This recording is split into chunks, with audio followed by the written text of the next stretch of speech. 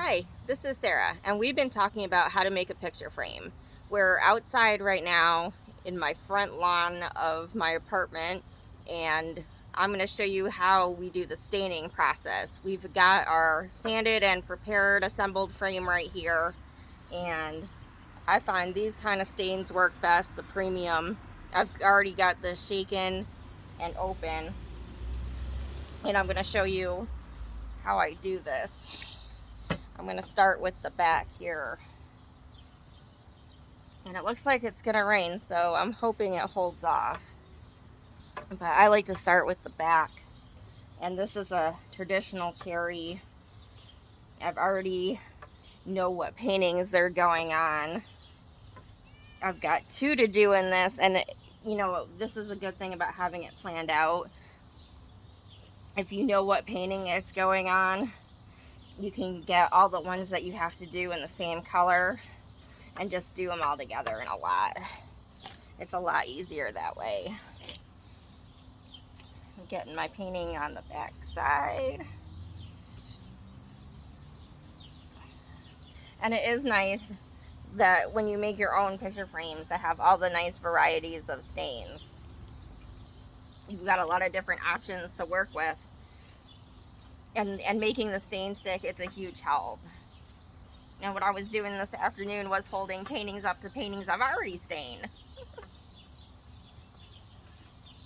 And we've been at this for, 5 days now? Because it's Thursday, and Bobby was cutting stuff for us on Sunday. And I don't think I've really stopped working. Even when the maintenance guy was here fixing my oven, I was still working. And I was thinking about it too. When you're doing this as a professional artist, I've worked all week. I don't think I've literally stopped working, but it's not like I have a paycheck at the end of the week. It's not like you clock out and then like, oh yeah, I've worked 40 hours, here's a paycheck. It doesn't work that way.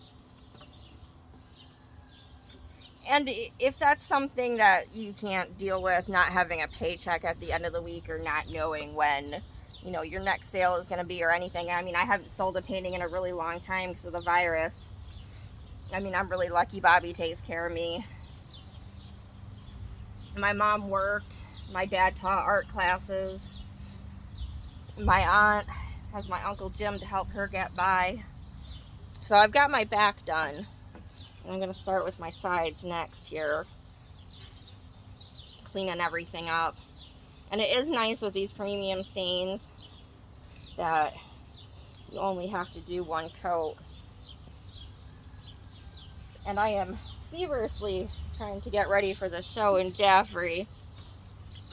I'm really hoping to maybe sell something, and it's hard on your self-esteem too, because you do all this work, you're working, but then where's the the monetary gain already, or sometimes you feel I've done all this work, I'm showing my artwork, but then nobody likes my stuff on social media, which I don't know about you, but me, I guess I'm not really popular.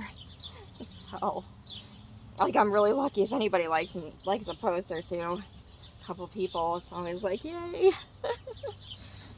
So yeah, I got the sides going here. And we've gone through some really hard years where all you really eat is some peanut butter and jelly. But and I've done a lot of going to the food bank over the years too, but I mean, if artwork is something you really love to do, and you want that to be your profession, then that's just part of it, working for yourself.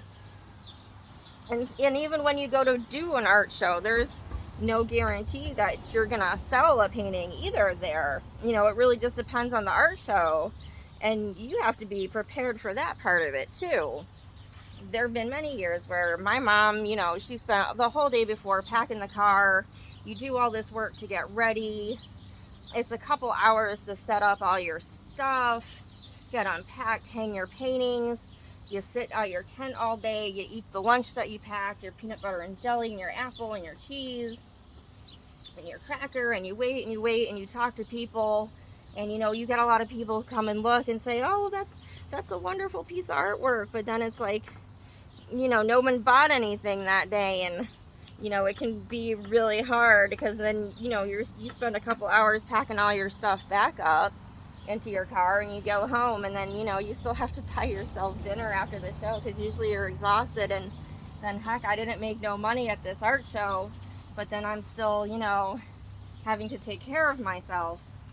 And I mean, if you're not prepared for that as an artist, I mean, that's one of the realities of this profession. I don't think a lot of people, you know, talk about how really hard that can be on you and your self-esteem. But I mean, it's, you know, what we love to do, and I grew up in this profession and it's all I know. So, you know, weathering through those hard times is just part of it, but I can't imagine how hard it would be for someone just starting out in this profession who hasn't grown up like that. Like, you know, if you chose this from art school and weren't expecting those hard times or weren't prepared for that. Well, here we go. And just gonna make sure all this looks good, no drips or anything. Make sure your sides are good. And yeah, just about done this one. That's looking pretty nice here. Just make sure we don't miss any spots. Sometimes when it just starts to blend in, we can check. But yeah, this one looks pretty good. And here's our end product here. Oh, and I do wear gloves and stuff when I'm doing this, and when I'm cleaning up my brushes, I also do wear gloves because it can be quite messy. And thanks for joining me on the next step of the process, is how to stain your frames. After this, I'm going to let these guys dry and then start the polyurethaning process, and then we finally get to put our paintings in. Well, happy framing, and I hope you enjoyed this little chat and demo on staining your frame.